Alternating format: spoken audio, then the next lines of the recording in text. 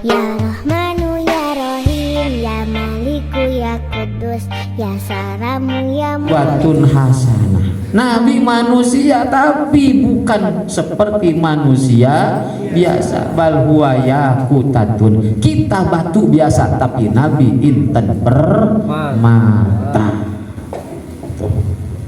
Manusia suka ludah, punya ludah. Kita punya ludah, Nabi pun sama punya ludah. Tapi beda ciduh urang jeung ciduh Kangjeng Nabi. Kangjeng Nabi dengan para sahabat sedang menggali Khandaq. Tahu Khandaq? Parit solokan, tapi solokan gede. Untuk apa menggali parit? Karena itu adalah saran daripada salah seorang sahabat Nabi yang hebat, masih muda tapi hebat. Pemikiranlah cemerlang. Siapa itu? Bernama Salman Al-Faris. Nah, kenapa memberikan saran membuat parit? Karena ada berita, yang berita ini valid, mutawatir, bahwa orang-orang Quraisy di Mekah yang dipimpin Abu Jahal, Abu Lahab, dan Abu Nusayyan akan menyerang Kanjeng Nabi ke Mekah, ke Madinah, udah di Madinah. Mereka dengan kekuatan penuh, dengan senjata yang lengkap, pasukan 12.000 tentara akan siap menyerbu Madinah. Sedangkan saat itu Kanjeng Nabi baru punya pasukan 3.000. 3.000 tentara mau diserang 12.000, seimbang tidak? Jauh. Nah, maka Nabi pun sibuk bagaimana cara menghadapi mereka. Nah, musyawarah dengan para sahabat, diantaranya ada seorang pemuda yang bernama Salman Al-Faris. Disebut Al-Faris karena beliau berasal dari kota Paris. Ya Rasul, saya memberikan saran supaya kita bisa dan selamat dari kepungan musuh, maka Madinah ini sekelilingnya kita gali, dikelilingi seluas kota Madinah dengan galian yang luasnya, lebarnya itu nggak bisa diloncati kuda.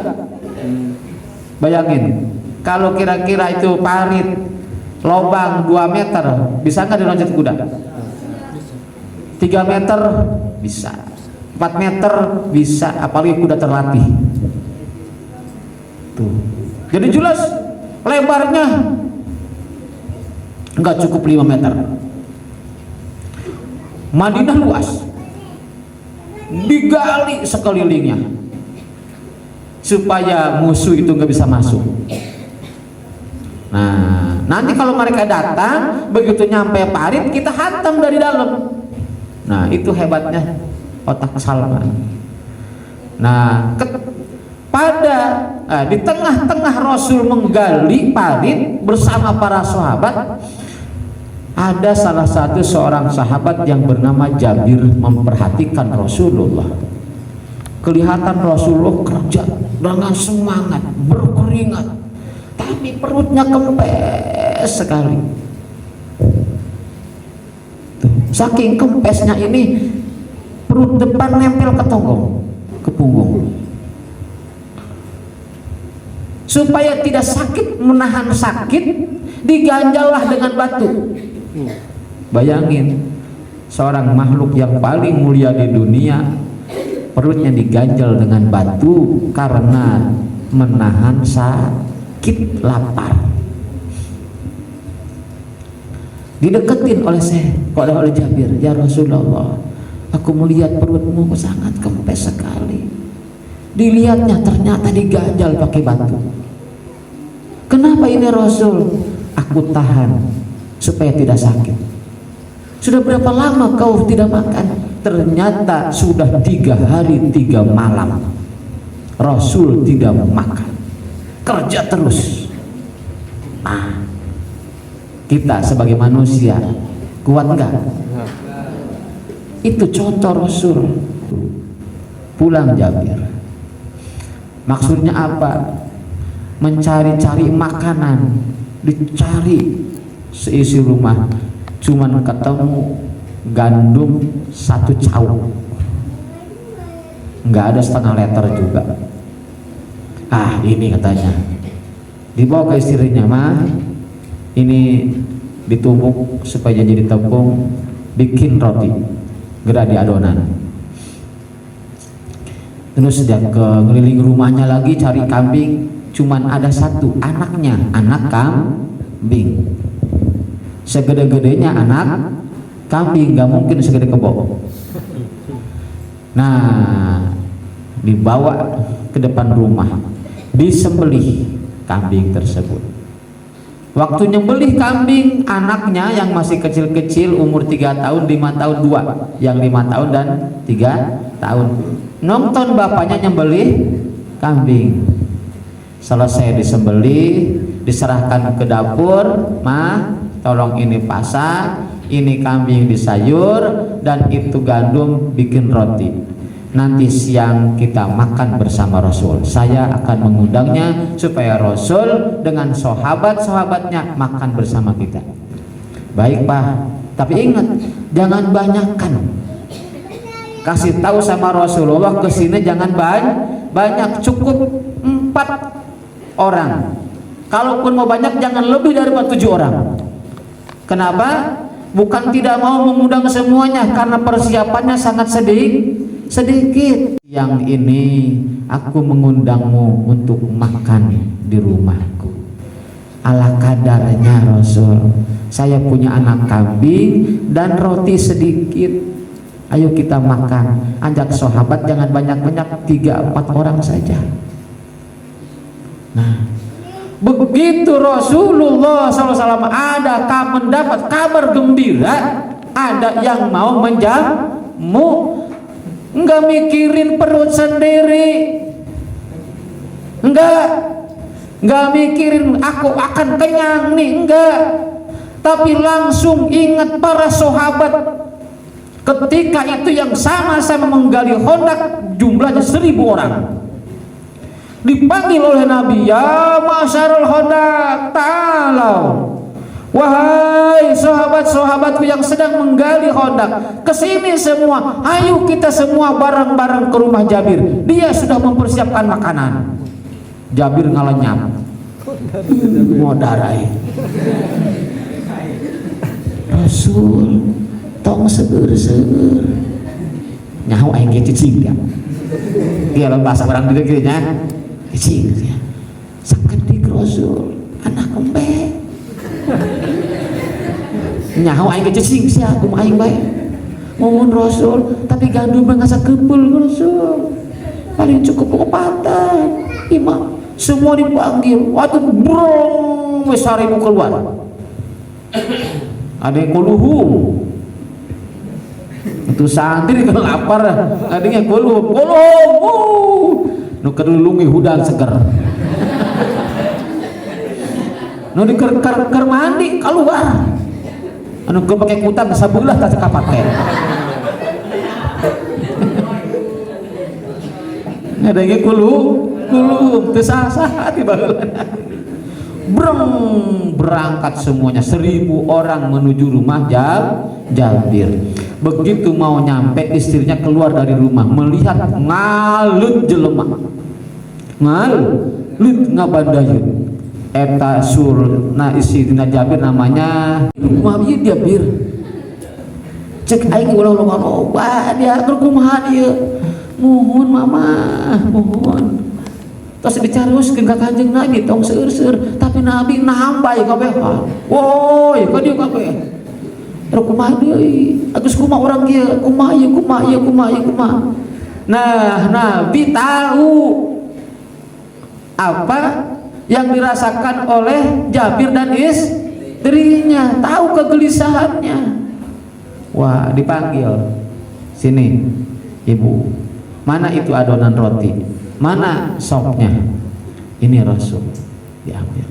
Nah, di situ oleh Kanjeng Nabi diludahin eta sop anu saeutik diciduhan.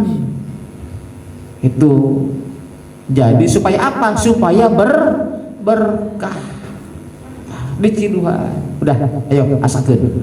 Mana rotinya? Sini. Itu. Ayo asakeun. Setelah matang, ayo siapkan. Dihidangkan di meja. Dipanggillah semua sahabatnya. Ayo masing-masing pegang piring. Itu. Maju sini satu persatu. Nabi langsung anu merek, anu ngawadahan. Kanjeng Nabi anu nyiukan. Itu sayur sop dari anak kambing oleh Kanjeng Nabi sendiri diberikan kepada sahabat, disiukan sorangan. Akhirnya 100 selesai, 200 selesai. Itu sayur sop sedikit pun tidak berkurang. Nah, itu namanya barokah, berkah ludah Nabi. Tapi ulah coba-coba sih ya. Ngesop bikin ngesop di Ciduhan, mabok kabeh jelema. Muncit naon, dede dipencit ku aa. Engke gantian ada yang dipencit. Itu dak leutik. Hanya ya oke. Meureun. Disembelilah adiknya, muncrat darah. Melihat darah muncrat, kaget itu si kakaknya, lari ke dapur. Ternyata di dapur sedang gudur-gudur. Bahasa Indonesia gudur-gudur. Tuh, lagi nyala-nyalanya api masak sop dengan roti. Tungkukan gede, tunggu Arab gede tuh. Ini biasa Arab gede-gede Arab. Nah, masuklah si anak ke dalam tungku. Begitu masuk langsung mati, terbakar. Ibunya begitu melihat, ngejerit anaknya sudah gak hangus. Tapi karena cinta kepada Kanjeng Nabi, nggak diurusin itu anak. Begitu diangkat dari dalam tungku, bawa ke kamar, terus dia nyari satu lagi, mana satu lagi anakku ini. Begitu dia keluar dari rumah, ternyata sudah banjir darah. Anak aing kumatadina ya anak aing. Dibawa ke kamar, disimpan duanya, direndengin, sudah tidak bernyawa lagi. Terus masak sampai selesai 1000 orang makan. Itu si istrinya Jabir sama sekali tidak ngomong, tidak terus terang kepada suaminya, apalagi kepada yang lain. Kenapa? Takut acara ini terganggu, takut Kanjeng Nabi nggak makan. Begitu hormat dan ta'zimnya kepada Kanjeng Nabi, musibah besar diumpetin, takut mengganggu Kanjeng Nabi. Tuh, begitu hebatnya itu istri Jabir. Begitu Nabi berkata, wahai istri Jabir, mana anakmu? Ayo kita makan bareng. Aku senang makan dengan anak-anak. Kaget, waduh. Kumah aing didahar moal jadi Kanjeng Nabi. Lamun kira-kira terus terang ngomong bahwa anaknya sudah mati. Lagi pula bagaimana suaminya nanti ngedengar anaknya mati? Aing beyak meureun paeh aing sarode ge. Akhirnya itu istri Jabir pura-pura keluar dari hadapannya Nabi, mundur, pura-pura mau nyari anak, padahal udah jelas anak sudah meninggal. Mundur, akhirnya masuk ke kamar. Aneh luar biasa, ternyata begitu masuk kamar, dibuka pintu, dibukakan hordengnya, ternyata itu kedua anaknya sedang bercanda siling leketek. Itu siling leketek, dijumpali tante ya, colok jubutnya, olok kubutnya.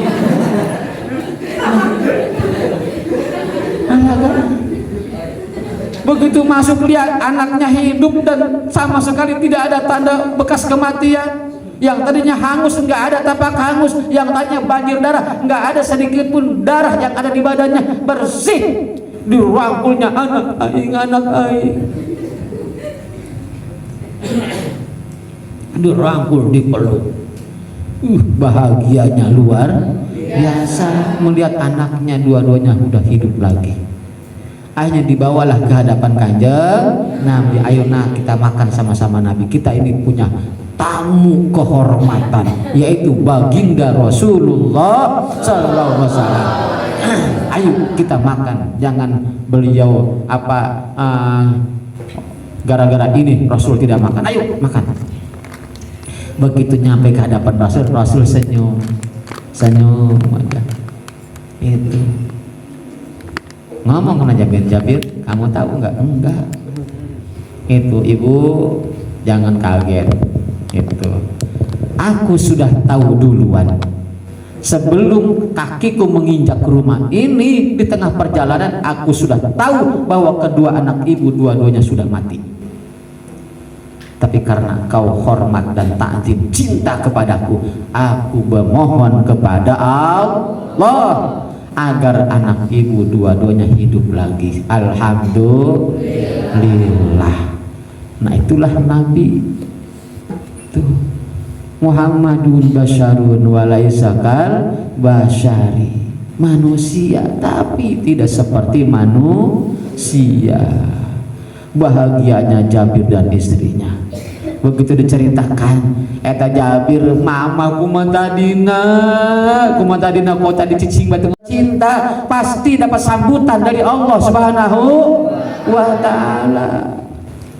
Pengen dekat dengan Rasul, pengen hayang dekat dengan Rasul hayang.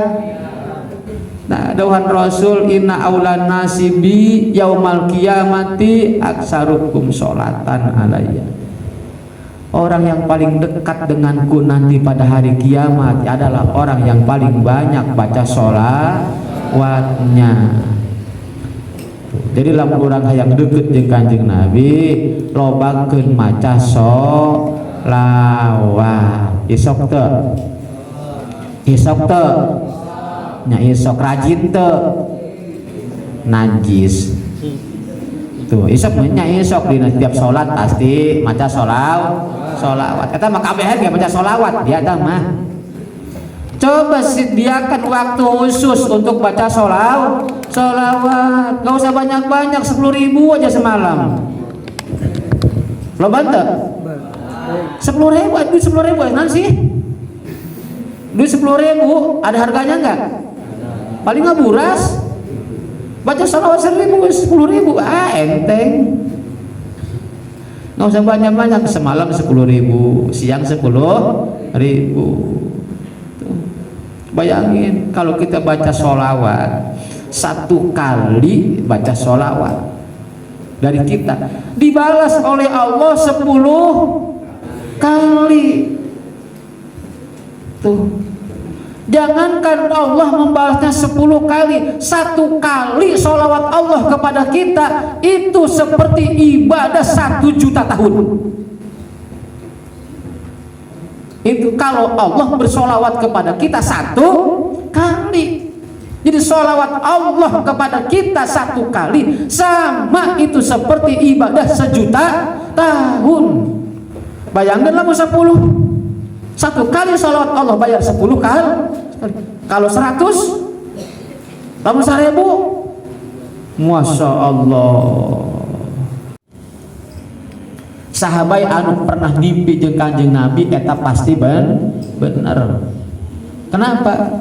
Karena setan tidak bisa menyerupai Kanjeng Nabi. Tapi lamun ngimpi nu sejen, Ustaz Haris ngimpi pangi jeung Syahrini. Mani kelar jasa itu mani kelar jasa horeng bohong lain Syahrini juri gitu. Juri yang datang katipu itu. Atau kamu ini perawan mimpi ketemu dengan Syahrukan, kasepna kelar bohong orang jurik tuh. Tapi kalau ketemu dengan Kanjeng Nabi pasti benarnya bahwa yang bertemu itu adalah Kanjeng Nabi, yang datang kepada kita adalah Kanjeng Nabi. Nah itu Syekh Abil Hasan Asyadzili ketemu Nabi dalam mimpi.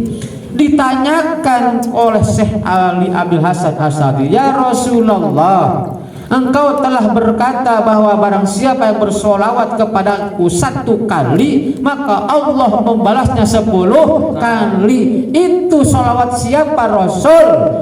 Rasul menjawab, itu solawat umatku dengan hati yang lahin, kolbun lahun, dengan hati yang terlena. Cuman mulut saja yang baca solawat, tapi hatinya tidak ikut solawat. Itu awakna doang nu maca solawat, hati namah teu maca solawat. Padahal ibadah itu yang dilihat oleh Allah adalah hati. Allah tidak melihat bentuk kita, rupa kita, tidak, pakaian kita, jabatan kita, tidak. Yang Allah lihat adalah hati. Tapi sholawat walaupun tidak dibarengi dengan hudurul qalbi, diterima oleh Allah. Itu balasannya, 1 kali sholawat dari umatku dibayar oleh Allah 10 kali. Itu sholawat dari orang yang lalai. Understand? Yes. Tuh, bari lalawora. Terus ya Rasulullah, bagaimana kalau sholawatnya khusyuk? Allahumma sholli ala Sayyidina Muhammad. Mulut kita, hati pun Allahumma sholli ala Sayyidina Muhammad. Kata Rasulullah, balasannya tidak ada yang tahu banyaknya kecuali Allah Subhanahu wa ta'ala. Tidak bisa terhitung banyaknya balasan dari Allah bagi orang yang bersolawat dengan hudurul qalbi, hadir hati. Itu cintai kamu jadi bupati, maka seluruh rakyat kabupaten akan cinta kepada kamu. Yang benci itu tandanya munafik. Rasulullah tidak usaha, tidak apa-apa, tapi makanan dari mana-mana datang, rezeki dari mana-mana datang. Kamu pun kalau pengen seperti Rasulullah, didatangi oleh duit, didatangi oleh makanan, didatangi oleh rezeki, perbanyak baca sholawat. Siap?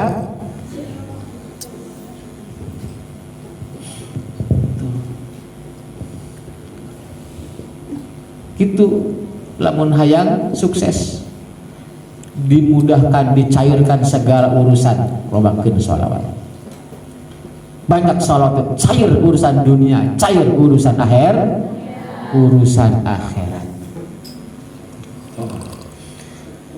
Sholawat mana yang paling baik? Semua sholawat baik, tapi masing-masing punya keunggulan, punya kelebihan. Yang paling mudah sallallahu alaihi wasallam, gampang ngapalkeun anak. Gak keburu 1000 mah sama sibuk belajar, gak apa-apa, 100 sehari. Tapi usahakan minimal 500 sehari. Berapa lama? Gak perlu lama, 1000 itu cuma 10 menit. Saya sudah mengulang-ulang udah berapa tahun, itu 1000 itu cuma 10 menit. Wah kelamaan. 100 kali saja semenit. Masa kamu dalam 24 jam itu tidak menyempatkan 1 menit kuhara jasa tolol tuh. Kapan waktu yang terbaik? Yang terbaik itu untuk baca sholawat yang 100 kali setelah sholat. Begitu assalamualaikum, jangan dulu robah posisi kamu dalam keadaan tahiyat akhir, duduk tawaruk. Jangan dulu robah, kaki jangan digerakkan, tangan masih pokoknya dalam posisi sholawat, dalam posisi duduk tawaruk. Assalamualaikum, jangan dulu baca apa-apa, langsung sholawat sallallahu alaihi wasallam 100 kali. 100 kali terus dawam bertahun-tahun, jangan setahun 2 tahun, apalagi seminggu 2 minggu, terus minimal 7 tahun kau akan ketemu itu khasiatnya. Dari sekarang tuh sekarang mau umur 18 tahun. Ketika kau berumur 25 tahun geus hayang kawin, siap, jangan khawatir nanti tidak makan. Sudah punya ini solawat, bisa diyakinkan, nggak perlu ragu-ragu. Gitu. La tu'asyir adaya nabi kulli halin hasbunallah wa ni'mal wakil ni'mal maula wa ni'man nasir. Allahumma latuf bina fi taysiri kulli asir fa inna taysiral asir alaika yasir fa nas'aluka taysira wal mu'afata fid dunya wal akhirah. Allahumma inna ala dzikrika wa syukrika wa husni ibadatik. Allahumma inna nas'aluka ilman nafi'a wa amalan mutaqabbala wa rizqan wasi'a wa shifaa min kulli dain. Allahumma ij'al hadzal makana wa ma haulahu makana mubaraka. Allahumma ij'al hadzal makana wa ma haulahu makana mubaraka. Allahumma ij'al hadzal makana wa ma haulahu makana mubaraka. Allahumma ij'alna wa auladana wa talamidana wa tilmidatina min ahli ilmi wal khair wa la taj'alna wa iyyahum min ahli syarri wa dhair. Rabbana zalamna anfusana wa illam taghfir lana wa tarhamna lanakunanna minal khasirin. Rabbana atina fid dunya hasanah wa fil akhirati hasanah wa qina adzabannar. Wa qina adzabannar wa qina adzabannar. Rabbana asmim lana nurana waghfir lana innaka ala kulli syai'in qadir. Wa sallallahu ala sayyidina Muhammadin wa ala alihi washabihi wasallam. Subhana rabbika rabbil izzati amma yasifun wa salamun alal mursalin walhamdulillahi rabbil alamin.